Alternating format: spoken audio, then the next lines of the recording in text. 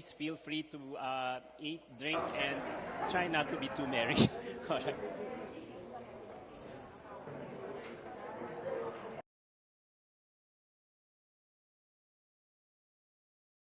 The paper is neither pro-fossil fuels nor pro-renewable. It is all about an energy policy, like what I've said, that is conducive to attaining the ambition natin 2040. It illustrates the appropriate fuel mix that respects the evolution of prices of fuel over time. We highlight the role of competitiveness among various resources. I will start by explaining where we agree with the EDP paper with some reservations. Of course, any attempt to internalize externalities is always welcome. Our reservation is that the way, especially the revised version, has been very tepid about going about this task. Of course, we support competitive procurement, but in the absence of a carbon tax, what is to be done in the meantime? The EPDP researchers rightly point out that most of the interventions of government right now, especially through the RE law, are nth best policies, and we would actually prefer competition with internalization, proper internalization of externalities.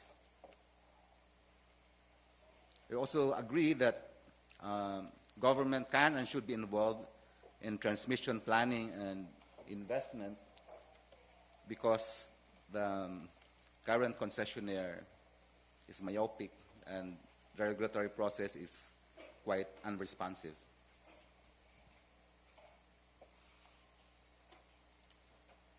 As for the co-ops, Dr. Fabelli has rightly pointed out that especially the small island co-ops have a morally hazardous procurement process because their subsidies are assured whatever the outcome of their procurement process. Where we don't agree is the failure of the paper to consider disruptive technology cost trends, although they have recently updated their paper using EIA data projections. I think that is still not enough, but we can discuss that later. As a consequence of that,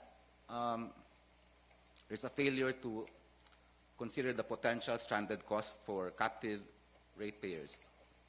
Long-term contracts under the current regulatory environment have capacity costs and full pass-through fuel costs, and the risks are borne by captive ratepayers. And these are long-term contracts. If there are disruptions, which I will explain later, these costs may not be labeled exactly as stranded costs, but they are above economic costs which future ratepayers will have to face. In fact, the stranded costs are already happening right now in the small island grids, where in fact the thermal capacity is a burden because RE with storage in the small island grids is already much cheaper than diesel generation. Where we also don't agree is the carbon pricing methodology adopted by the authors, and because there is a lack of internal consistency between assumptions and consequences. Output growth is exogenous, so it's unclear how generation costs and electricity prices affect output growth. I had a little model of the energy sector, which starts out with the sectoral production supply function for coal, geothermal, hydro, etc. The key reforms and alternative pathways needed for the sector to contribute to the overvision. Policy recommendations section, which, as Adora said, are the most important and most interesting aspect of this paper. I would say that these recommendations, to which we economists can legitimately contribute, are not naturally derived from the numerical exercises done in the paper at all. There's so many papers out there on the Philippine electricity market which are not cited in this paper, which I think is a no-no for research. Instead, I mean, you know, if you can cite Dawa and Fabelia's paper where they talk about progeria but never actually use the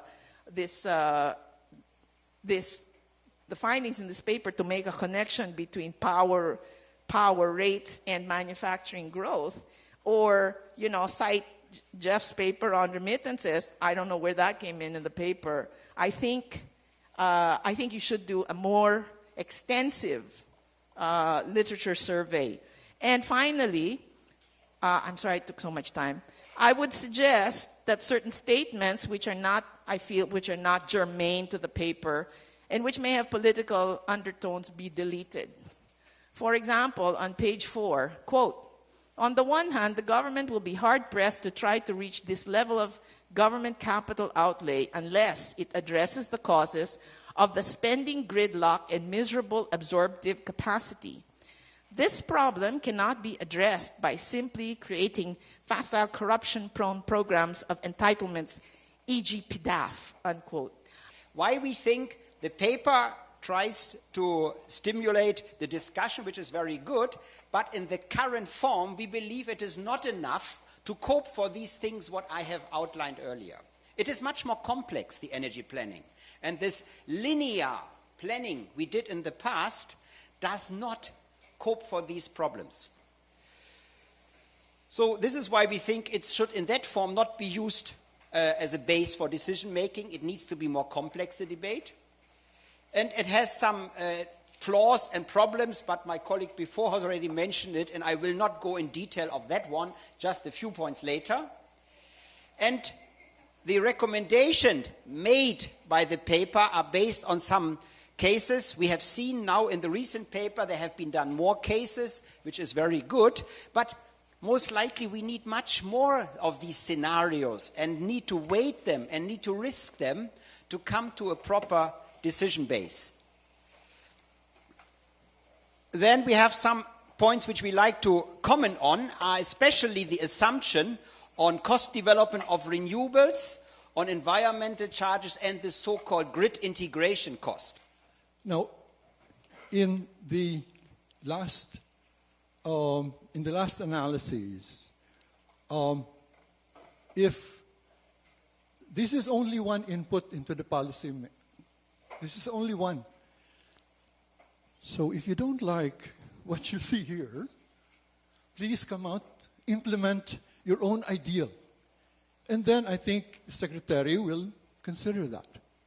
We need the UP School of Economics to grapple with energy and climate policy, the importance of carbon price, the importance of contributing to the global good, because it makes economic sense for us as well, and because it's tied to development.